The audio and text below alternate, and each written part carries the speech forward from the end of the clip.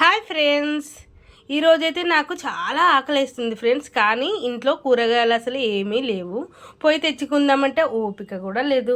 So నేను ఈ టమాటాలతో ఏం చేయగలను అని నేను ఆలోచించిన. అప్పుడు నాకు మా అమ్మమ్మ రెసిపీ ఒకటి గుర్తొచ్చింది. అదేంటో తెలుసా ఫ్రెండ్స్? పచ్చి టమాటాలతోని ఆవకాయ పచ్చడి. ఎంత బాగుంటుందో తెలుసా ఫ్రెండ్స్? అసలు తింటేనైతే ఇంకా వేడి వేడి అన్నం పెట్టుకొని ఆ అన్నంలో మనం టమాటా పచ్చడి పెట్టుకొని తింటే ఫ్రెండ్స్, ఆహా, ఇంకా అంతే ఫ్రెండ్స్. ఇంకా ఎంత మధురంగా ఉంటుందంటే ఇంకా మాటలకు చెప్పడానికి సరిపోదు ఫ్రెండ్స్. ఇది ఫుల్ వీడియో చేశాను ఫ్రెండ్స్. అది కూడా నేను అప్లోడ్ చేస్తాను. ఇది మా అమ్మమ్మ రెసిపీ.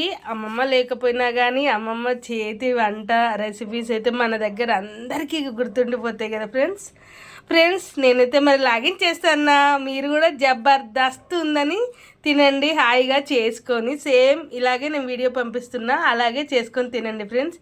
Bye bye.